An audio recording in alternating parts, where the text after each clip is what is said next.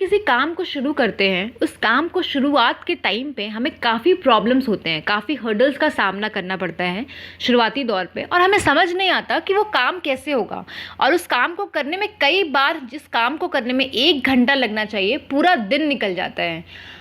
और बहुत सारे लोग इस काम को फिर उसी टाइम पे छोड़ देते हैं, उस नए काम को, सोचते हैं ये हमसे ना हो पाएगा, हमारे बस की बात नहीं है। पर गाइस, जब हम किसी भी काम को शुरुआत करते हैं तो उस चीज़ को समझने में हमें टाइम लगता है, लेकिन जब लेटर ऑन जब हम उस चीज़ को बार बार करते हैं, उस काम को करना शुरू कर देते हैं, तो हम उस काम में परफेक्ट हो जाते हैं और हमें समझ आ जाता है कि वो काम कैसे होगा। तो इसलिए तो वो जो काम आपका 1 घंटे का होता है, वो घट के उससे भी कम टाइम लगता है करने में, क्योंकि आप उस काम को कैसे करना है आपको समझ आ जाता है।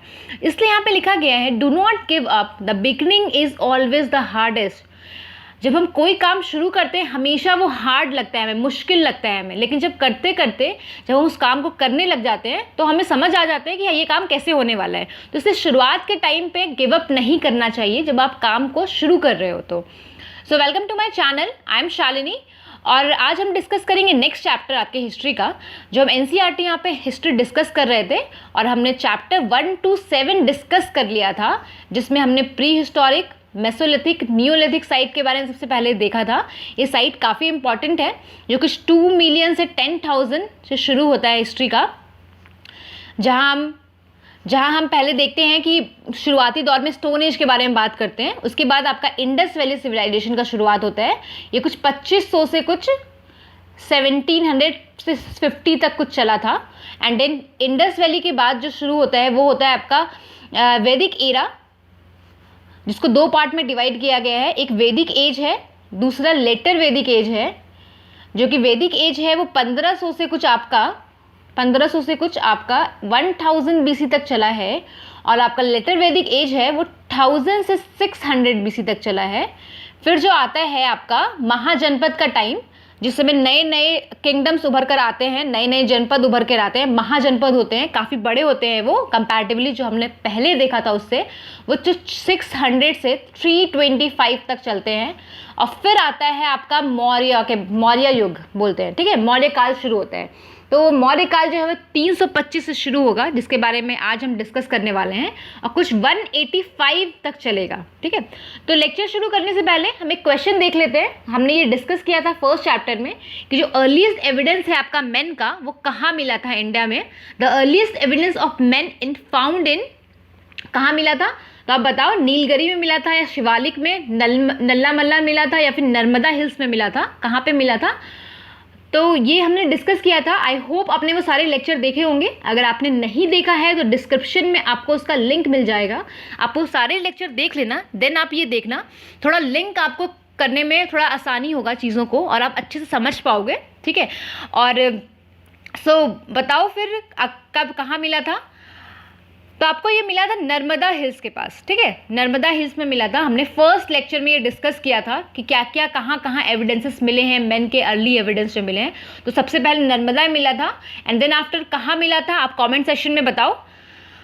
सो आज हम डिस्कस करने वाले हैं Ashoka, the empire who gave up the war, कि एक एम्पायर था अशोका, ठीक है, जिन्होंने अपने वॉर को छोड़ दिया था। ये पहला ही था हिस्ट्री में जिन्होंने वॉर को त्याग दिया था, क्योंकि जैसा हम जानते हैं राजा महाराजा जो होते थे वो कॉन्टिन्यूसली अपने राज्य को, साम्राज्य को बढ़ाने में लगे रहते थे। उनको अपना राज्य बढ़ाना होता था।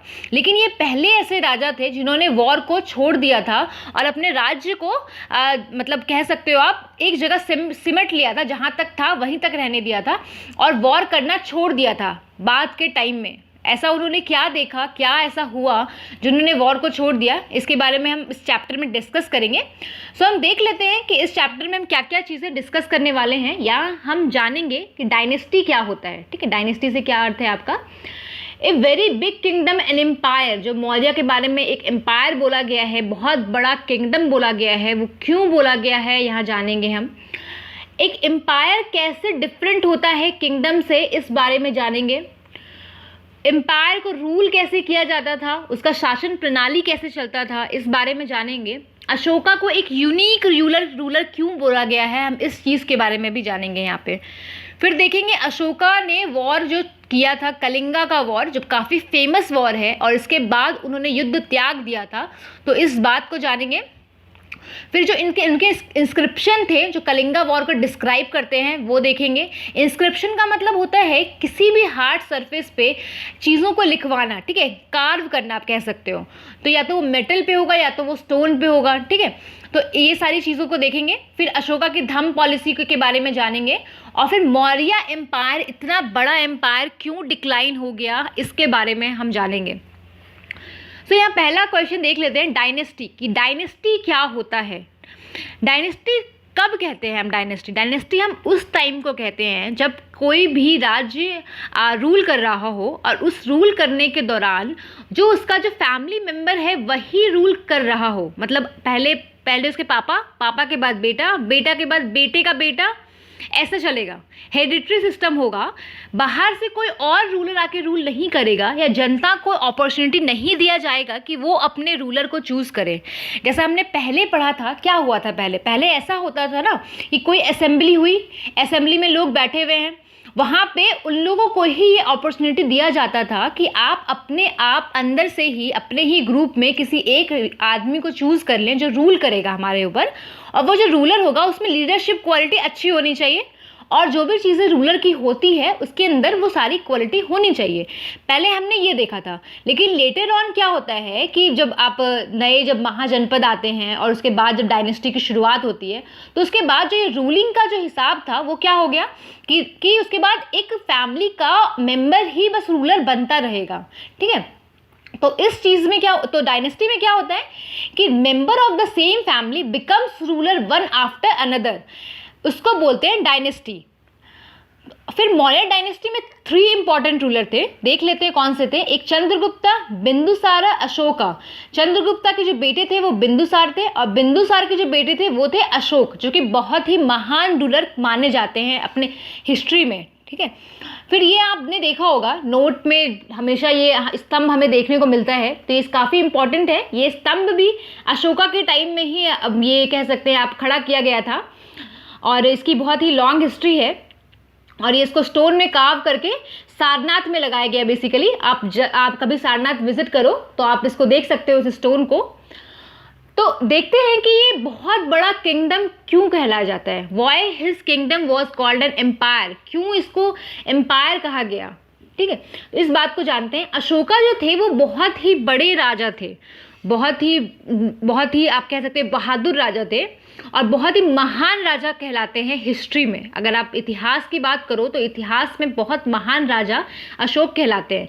उनके जो इंस्ट्रक्शन थे, जैसे कि आपने सुना होगा कि पहले के टाइम में फरमान जारी किए जाते थे, ऑर्डर दिए जाते थे राजा के द्वारा, महाराजा के द्वारा, और वो लोगों तक पहुँचाया जाता था। तो वो क्या करते थे, अपने इंस्ट्रक्शन को अशोक क्या करते थे, स्क्राइब करवाते थे पिलर्स में या फिर रॉक सरफेस पे, ठीक है। इंस्क्राइब का मतलब मैंने आपको बताया, क्रेव करना, कार्व करना किसी भी हार्ड सरफेस पे। तो वो हार्ड सरफेस पे कार्व करके इंस्ट्रक्शन लिखवाया करते थे, जिससे हमें आज भी पता चलता है कि अशोका की क्या शासन प्रणाली थी। इन सारी चीज़ों का पता हमें उस इंस्क्रिप्शन को देखकर पता लगता है। जो एम्पायर जो अशोका के द्वारा रूल किया जा रहा था वो स्टैब्लिश किया गया था, फाउंडेड किया गया था उनके ग्रैंडफादर के द्वारा। अब ग्रैंडफादर कौन थे उनके? चंद्रगुप्त मौर्य थे उनके ग्रैंडफादर, जो करीबन 2300 साल पहले इसको स्टैब्लिश किया गया था। चंद्रगुप्ता को सपोर्ट किया था उनके गुरु चाणक्य ने, जिसको कौटिल्य भी कहते हैं। मौर्य एम्पायर के पहले नंदा डायनेस्टी हुआ करती थी, और ऐसा कुछ स्टोरी है कि कौटिल्य का अपमान किया था नंदा डायनेस्टी वालों ने, और कौटिल्य काफ़ी गुस्से में आ गए थे, और उन्होंने ऐसा प्रण लिया था कि वो नंदा डायनेस्टी को ख़त्म करके रहेंगे। और फिर उन्होंने चंद्रगुप्त की हेल्प की, और चंद्रगुप्त को सिखाया कि किस तरह से आप रूल कर सकते हो, एक शासन कर सकते हो, देश को चला सकते हो। और फिर उन्होंने नंद पे अटैक किया, नंद डायनेस्टी पे, और इस तरह से उनका खात्मा किया गया, उनको हटा दिया गया, थ्रोन से हटा दिया गया, डिथ्रोन किया गया उनको, और चंद्रगुप्त बन गए राजा, ठीक है। तो ये स्टोरी थी कुछ छोटी सी। और चाणक्य के जो आइडियाज़ हैं, चाणक्य को काफ़ी महान बोला जाता है क्योंकि वो काफ़ी महान शिक्षक कहलाते हैं। आप उनकी जो बुक है कौटिल्य अर्थशास्त्र शायद पढ़ी होगी किसी ने, तो उसमें भी उन्होंने काफ़ी सारी ऐसी चीज़ें लिख रखी है जो अभी के टाइम में भी काफ़ी रिलेवेंट है। उनकी वो बुक पढ़ के पता लगता है कि वो कितने महान थे। और फिर उनकी जो बुक है अर्थशास्त्र वो भी काफ़ी रिलेवेंट है आज के टाइम में भी। जो ये था, इनका जो एम्पायर था वो कहाँ तक फैला हुआ था, उनका जो कैपिटल था वो पाटलिपुत्र था। अब कैपिटल पाटलिपुत्र इसलिए रखा गया था, जो पाटलिपुत्र है जो प्रेजेंट डे पटना कहलाता है, वो जो है वो काफ़ी इंपॉर्टेंट है क्योंकि उनके जो ऊपर से गंगा बह रही है, ठीक है, ये यहाँ पे गंगा है, गंगा बह रही है और नीचे है सोन नदी, ठीक है, सोन नदी गंगा में आके आपका पटना में आके मिल जाती है, जिसका जो उद्गम स्थल है जो वो निकलती है अमरकंटक से आपके एमपी के पास में। ये ऐसी नदी है जो साउथ टू नॉर्थ बहती है। आपने देखा होगा मैक्सिमम नदी जो हैं वो नॉर्थ टू साउथ जाती है, लेकिन ये नदी जो है वो साउथ टू नॉर्थ बहती है। और ये जो मध्य प्रदेश से निकलती है अमरकंटक के पास, और आपका जो ये मिलती है पटना के पास किसी एक स्थान पे आसपास मिलती है पटना के, और ये गंगा नदी पे मिलती है। तो यहाँ पे जो पटना है वहाँ पे ये सैंडविच है, आप कह सकते हो, गंगा नदी और सोन नदी दोनों ही यहाँ पे है, ठीक है। तो ये उस पॉइंट ऑफ व्यू से, ट्रेड के पॉइंट ऑफ व्यू से काफ़ी इंपॉर्टेंट हो जाता है ये जो रीजन है, क्योंकि पहले जो था वो ट्रेड कैसे होता था, जल के माध्यम से भी किया जाता था, जल मार्ग से भी ट्रेड किया जाता था। तो जल से ट्रेड करने का काफ़ी अच्छा साधन था, इसलिए पाटलिपुत्रा का काफ़ी इम्पॉर्टेंट है, इसलिए पाटलिपुत्रा को कैपिटल बनाया गया था। एक ये भी कारण था उस वक्त कैपिटल बनाने का पाटलिपुत्रा को। और जो तक्षशिला था वो नॉर्थ वेस्ट का गेटवे था, और उज्जैन जो था वो यहाँ पे है कुछ, ठीक है, वो नॉर्थ टू साउथ जाने का रास्ता है, मध्य प्रदेश में है, एमपी में, ठीक है, नॉर्थ टू साउथ आप जा सकते हो यहाँ से। और सेंट्रल एशिया, यहाँ तक इनके एम्पायर फैले हुए थे। हम देख लेते हैं एक बार मैप में। ये देखिए ये तक्षशिला है, ये सेंट्रल एशिया का पार्ट हो गया पूरा यहाँ पे। फिर यहाँ पे देखो पाटलिपुत्रा है पटना के पास, ठीक है। फिर ये उज्जैन है, ये एमपी के पास है, जो कि नॉर्थ टू साउथ कनेक्ट करता है। और आप देख सकते हो यहाँ पे तक्षशिला ये हो गया, पाटलिपुत्रा हो गया, उज्जैन हो गया। तो ये सारे लोकेशन थे, ठीक है, पाटलिपुत्रा, तक्षशिला, उज्जैन और सेंट्रल एशिया। तक्षशिला आप देख रहे हो नॉर्थ वेस्ट से यहाँ पे आने का रास्ता है इंडिया में। तो यहाँ तक इनका किंगडम फैला हुआ था। अब हम देखते हैं जो यहाँ के जो ऑफिशियल थे, जो इन लोगों को, देखो जब बड़ा किंगडम होगा, किंगडम जब बहुत काफ़ी बड़ा होगा तो उस किंगडम को चलाने के लिए भी हमें लोग चाहिए होंगे ना लोग। तो उन किंगडम को चलाने के लिए काफ़ी सारे लोग थे, जैसे ऑफिशियल थे, और फिर काफ़ी सारे ऑफिशियल को नियुक्त भी किया गया था, टैक्स को लेने वाला नियुक्त किया गया था, और भी काफ़ी सारे लोग थे। तो ये जो थे, जो ऐसा माना जाता है कि जो मर्चेंट थे, जो ट्रेड करते थे, जो व्यापार करते थे, ऑफिशियल थे, क्राफ्ट पर्सन थे, ये सब ऐसा माना जाता है कि सब सिटीज़ में रहते थे, ठीक है, कहाँ रहते थे, सिटीज़ में। और जो अदर एरियाज थे, जो विलेजेस थे, उसमें रहते थे फार्मर्स और आपके हर्डर्स होता है जो कि लोगों को ये एनिमल्स का पालन करते हैं, एनिमल को झुंड में रख के उसको पालते हैं, ठीक है। तो जो विलेजेस में रहते थे वो रहते थे फार्मर्स, जो कृषि करते थे, एग्रीकल्चर करते थे, और थे हर्डर्स आपके। कुछ ऐसे एरियाज भी थे जो कि सेंट्रल इंडिया में जहाँ पे फॉरेस्ट थे। तो फॉरेस्ट में लोग जो रहते थे वो क्या करते थे, पीपल करते थे, गैदर करते थे फूड को, जो फॉरेस्ट में जो भी प्रोड्यूस मिल रहा है उन सबको गैदर करते थे, एक जगह इकट्ठा करते थे, उसको खाने में यूज़ करते थे। और कुछ लोग एनिमल्स को हंट भी करते थे फूड के लिए। हंट मतलब हो गया एनिमल का शिकार करना, उनको मारते भी थे। और कुछ people different part of empire में रहते थे, और वो लोग डिफरेंट चीज़ें किया करते थे, जैसे कि उनकी लैंग्वेज डिफरेंट थी, उनका खाने का जो तरीका था वो डिफरेंट था, वो डिफरेंट फूड खाते थे, डिफरेंट तरह के क्लोथ्स पहनते थे। आप देख सकते हो एक ही किंगडम है, उसमें कितनी सारी डाइवर्सिटी है, डिफरेंट तरह के लोग डिफरेंट जगह पे रह रहे हैं, वो लोग डिफरेंट लैंग्वेज का यूज़ कर रहे हैं, डिफरेंट फूड खा रहे हैं, डिफरेंट क्लोथ्स पहन रहे हैं। तो काफ़ी सारे आप कह सकते हो डाइवर्सिटी थी उस टाइम किंगडम में। ओके अब ये एम्पायर डिफरेंट कैसे है किंगडम से, क्यों ऐसा बोला गया है कि ये जो है एम्पायर था, अशोका का जो एम्पायर था, मौर्य एम्पायर था, वो डिफरेंट है अदर किंगडम से, क्योंकि जो एम्पायर होते हैं उनका जो empires are larger than kingdom, ठीक है, ये लार्जर होते हैं किंगडम से बड़ा होता है इनका साम्राज्य। यहाँ देखो साम्राज्य ज़्यादा बड़ा होगा तो रिसोर्सेज का ज़्यादा चाहिए होगा, हमें उस कंट्री को रेगुलेट करने के लिए ज़्यादा रिसोर्सेज, ज़्यादा संसाधन चाहिए होगा, तो मोर रिसोर्सेज की ज़रूरत होती थी। यहाँ पे बिग आर्मीज़ का ज़रूरत होता था फॉर प्रोटेक्शन, प्रोटेक्ट करने के लिए ज़्यादा आर्मी चाहिए होती थी, क्योंकि किंगडम बहुत बड़ा है और राजा हमेशा एक दूसरे पर क्या करते थे, युद्ध किया करते थे, एक दूसरे के साथ युद्ध किया करते थे ताकि उनका एम्पायर बढ़ाया जा सके। तो उनके पास आर्मी भी चाहिए होगा। अगर बाहर से किसी किंगडम ने, बाहर से किसी राजा ने अगर उन पर हमला कर दिया तो उनके लोगों को, उनके किंगडम को बचाने के लिए, उनके एम्पायर को बचाने के लिए हमें आर्मी की भी ज़रूरत होगी, तो आर्मी भी चाहिए होती थी प्रोटेक्शन करने के लिए। तो बहुत बड़ी आर्मी को ये लोग रखते थे जो एम्पायर थे वो, ठीक है। और लार्ज नंबर ऑफ ऑफिशियल्स भी चाहिए होते थे जो कि कलेक्ट कर सके टैक्सेस को, क्योंकि टैक्स बहुत बड़ा साधन है रेवेन्यू का, आप कह सकते हो। आप अभी भी देखो तो अभी जो देश चल रहा है वो टैक्सेस के कारण ही चल रहा है कहीं ना कहीं, क्योंकि जो डायरेक्ट जो टैक्सेस मिलता है उससे गवर्नमेंट क्या करती है, रेगुलेट करती है चीज़ों को। उसी प्रकार से पहले के टाइम में भी टैक्सेस को कलेक्ट किया जाता था ताकि सही तरीके से क्या किया जाए, रेगुलेट किया जा सके पूरे किंगडम को। देखो जब आर्मी होगी तो उस आर्मी को रखने के लिए भी आर्मीज को पैसे देने होंगे, उसको सैलरी देनी होगी, तो सैलरी कहाँ से आएगा, पैसा तो वहीं से आएगा ना, जो लोग होंगे, पीपल होंगे जो पैसा देंगे। तो पीपल टैक्स देते थे और वो टैक्स को कलेक्ट करके सैलरी में यूज़ किया जाता था, कोई सामान खरीदने में यूज़ किया जाता था, अपने किंगडम, अपने एम्पायर के कह सकते हो विकास के लिए यूज़ किया जाता था, डेवलपमेंट के लिए यूज़ किया जाता था। तो बहुत सारे ऑफिशियल भी नियुक्त किए गए थे ताकि वो कलेक्ट कर सके आपके टैक्सेस को। एम्पायर क्या था, बहुत लार्ज होता है, बहुत लार्ज होता है, डिफरेंट पार्ट्स होते हैं इनके, जो रूल डिफरेंट तरह से उनको रूल किया जाता है। जो एरिया अराउंड था पाटलिपुत्र के उसको डायरेक्ट कंट्रोल किया जाता था। जैसे मैंने आपको बताया पाटलिपुत्र काफ़ी इंपॉर्टेंट है ट्रेड के पॉइंट ऑफ व्यू से अगर आप देखो तो, क्योंकि यहाँ पे गंगा नदी है और यहाँ पे सोन नदी जो कि अमरकंटक से निकलती है एमपी में, मध्य प्रदेश में, वो पटना में के आसपास वाले रीजन में आके मिलती है। तो यहाँ पे एक बहुत इंपॉर्टेंट ट्रेड रूट बन जाता है। तो इसलिए ऐसे पाटलिपुत्र क्या है, बहुत इंपॉर्टेंट था और उसको डायरेक्टली कंट्रोल किया जाता था किंग के द्वारा। और ऑफिशियल क्या कहते हैं, अपॉइंट किए जाते थे ताकि टैक्सेस को कलेक्ट किया जा सके। कहाँ से, तो विलेजेस से, टाउन से कलेक्ट किया जा सके। और आप देखो बहुत सारे लोग थे जो विलेज और टाउन में रहते थे, तो ऐसे कौन से लोग थे टैक्सेस देते थे, तो फार्मर्स देते थे, हर्डर्स देते थे, क्राफ्ट पर्सन दिया करते थे, ठीक है, जो कि ये सिलाई कढ़ाई का काम करते हैं, ट्रेडर्स जो हो गए, बिजनेसमैन जो हो गए, जो ट्रेडिंग का काम करते हैं। और इन ऑफिशियल को पनिश भी किया जाता था अगर ये राजा का बात नहीं मानते थे सॉरी, तो ये ऑफिशियल को पनिश किया जाता था। क्योंकि देखो अगर कोई इंसान अगर गलती पे गलती कर रहा है, अगर आप उसको पनिशमेंट नहीं दोगे, अगर आप उसको दो चार बार बोलोगे नहीं कि तुम ऐसे काम भैया मत करो, तो वो दोबारा करता रहेगा, उसे पता ही नहीं चलेगा उसकी प्रॉब्लम क्या है।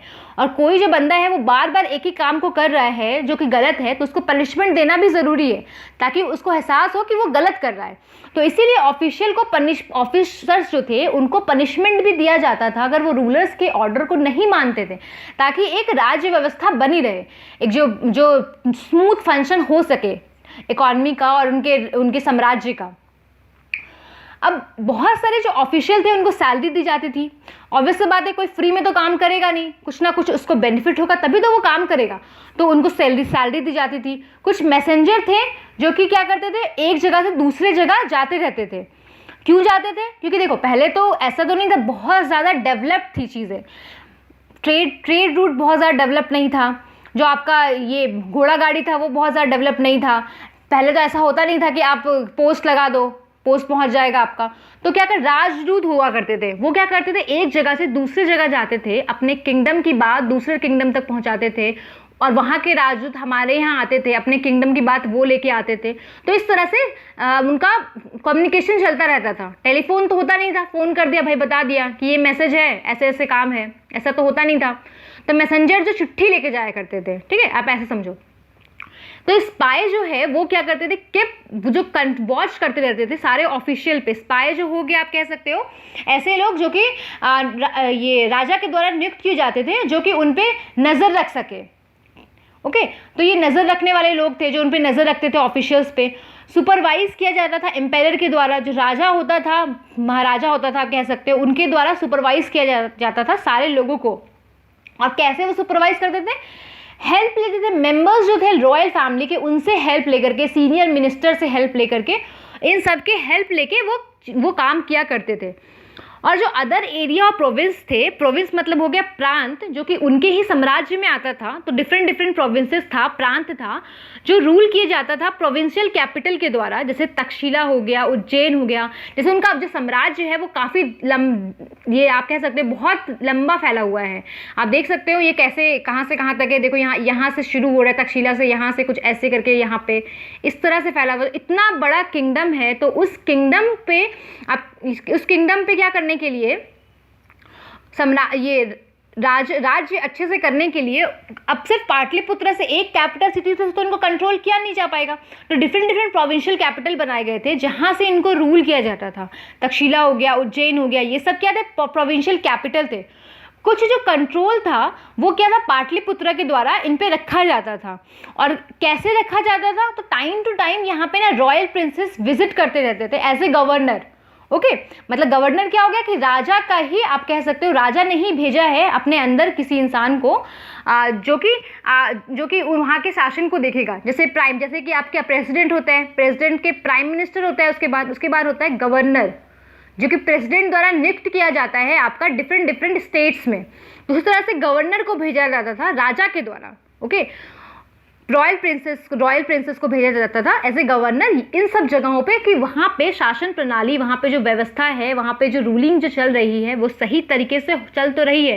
कहीं पता चले राजा वहाँ बैठ के राजा का राज्य देख रहा है और यहाँ पे बगावत चल रही है, यहाँ पे लोग डिथ्रोन करने में लगे हैं राजा को। तो ये सब चीज़ों पे भी कंट्रोल रखना था, व्यवस्था ठीक से चल रही है कि नहीं, ये सब चीज़ें भी देखनी थी। तो रॉयल प्रिंसेस जाया करते थे टाइम टू टाइम। तो यहाँ पे भी क्या थे, लोकल इनके कस्टम्स थे, इनके रूल्स थे जो कि फॉलो किए जाते थे। ओके, अब देखो, अब यहाँ जो इतना बड़ा एरिया है, इन सब एरिया में डिफरेंट डिफरेंट प्रोविंसेस है, उनके बीच में भी काफ़ी सारे एरियाज थे, सेंटर्स थे, जो कि कंट्रोल किए जाते थे मौर्याज के द्वारा। मौर्यस क्या करते थे, रोड और रिवर को बेसिकली कंट्रोल करना चाहते थे इन सब एरियाज़ में, क्योंकि ये इम्पॉर्टेंट है, ये बहुत ही महत्वपूर्ण है आप कह सकते हो ट्रांसपोर्टेशन के लिए। और यहाँ पे क्या मिलते थे, इनको रिसोर्सेज मिलते थे काफ़ी सारे, as a tax, as a tribute. कोई इंसान है उस रास्ते का यूज़ कर रहा है तो उनसे टैक्स वसूल करना, किसी ने ट्रिब्यूट दे दिया, अपने स्वेच्छा से कुछ दे दिया, कुछ अपने से ही दे दिया बिना मांगे, आप कह सकते हो एज ए गिफ्ट के तौर में राजा को देने के लिए। तो इस तरह से उनका काम चलते रहता था।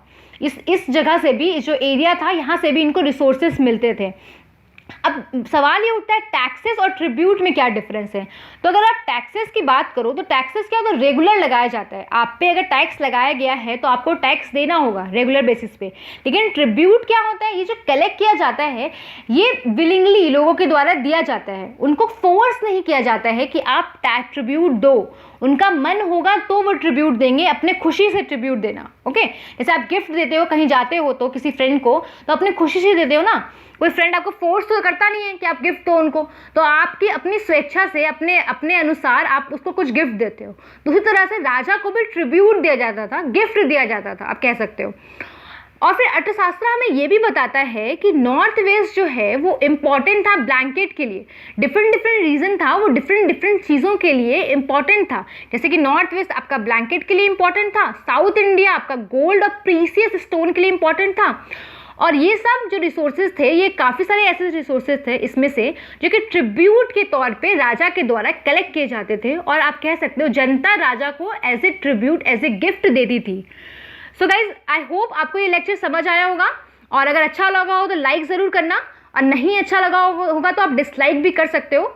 पर डिसलाइक करो तो कमेंट सेक्शन में बताया करो कि क्यों डिसलाइक कर रहे हो, क्योंकि इससे जो है इम्प्रूवमेंट का मौका मिलता है। और गाइज, आपका जो लेक्चर है वो मंडे आता है, वेडनेसडे आता है और फ्राइडे आता है। और आपका लेक्चर लास्ट मंडे नहीं आ पाया था, तो आपको वीक में 3 लेक्चर मिलते हैं, तो आपको 3 लेक्चर मिल जाएंगे। 2 लेक्चर एक दिन मिल जाएगा आपको, आज या कल। ओके, सो गाइज, अगर आपने अभी तक ये चैनल सब्सक्राइब नहीं किया है तो सब्सक्राइब कर देना और बेल आइकन भी दबा देना ताकि आपको नोटिफिकेशन मिलते रहे हमारे वीडियोस की। Thank you so much.